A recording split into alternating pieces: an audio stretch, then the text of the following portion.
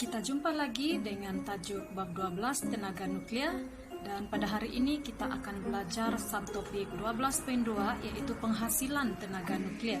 Jadi dalam PDP kita pada hari ini objektif kita adalah murid boleh menerangkan proses penghasilan tenaga nuklir melalui dua cara, yaitu pembelahan nukleus dan pelakuran nukleus.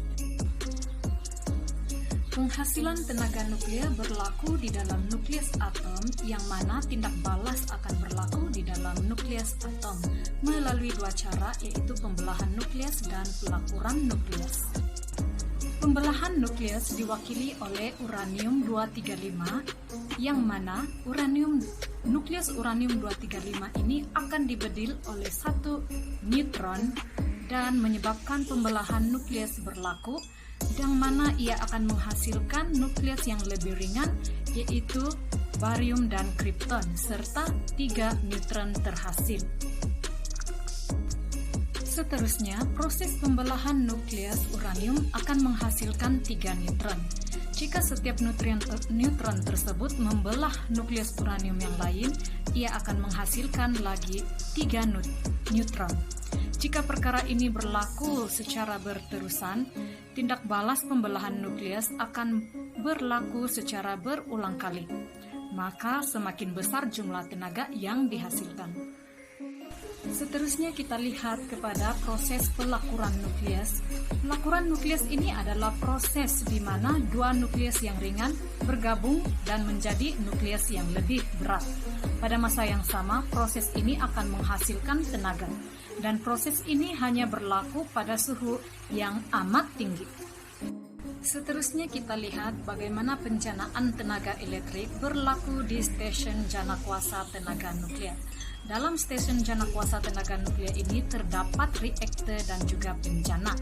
Jadi apa yang berlaku ialah di dalam reaktor itu terdapat bahan api uranium yang akan membebaskan tenaga haba melalui pembelahan nukleus untuk memanaskan gas yang mengalir melalui teras reaktor. Seterusnya di dalam reaktor itu juga ada moderator grafit ataupun graphite moderator yang akan memperlahankan kelajuan neutron yang dibebaskan. Dan seterusnya control rod ataupun rod pengawal boron, dia akan mengawal kadar tindak balas pembelahan nukleus dengan menyerap neutron yang berlebihan.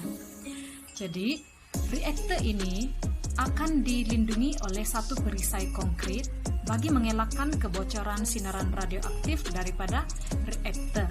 Pada masa yang sama, gas yang sejuk akan menyerap haba hasil tindak balas daripada nuklir. Dan di dalam reaktor itu, gas yang panas akan dihasilkan. Seterusnya, gas yang panas ini akan mengalir dan sampai ke bahagian turbin.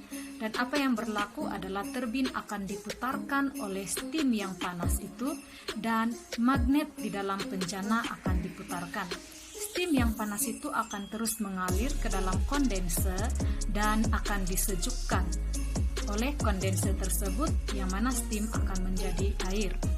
Manakala penjana elektrik akan menjanakan arus elektrik melalui proses aruhan elektromagnet apabila magnet berputar dalam suatu gegelung penjana.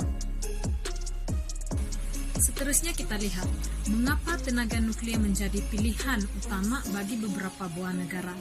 Ada 4 faktor. Faktor pertama adalah karena kurangnya sumber tenaga yang lain, maka tenaga nuklir digunakan. Yang kedua, akibat daripada keluasan negara yang begitu besar serta kepadatan penduduk yang tinggi, menyebabkan negara itu memerlukan jumlah tenaga elektrik yang lebih besar, dan tenaga nuklir ini boleh menghasilkan tenaga yang lebih besar. Dan faktor yang ketiga adalah penggunaan tenaga nuklir ini boleh meningkatkan sumber pendapatan negara. Dan akhir sekali, akibat daripada penggunaan tenaga nuklir, maka banyak teknologi canggih yang boleh dihasilkan oleh negara yang menggunakan nuklir. Jadi ini sahaja untuk subtopik 12.2. Kita akan jumpa untuk subtopik seterusnya. Bye-bye.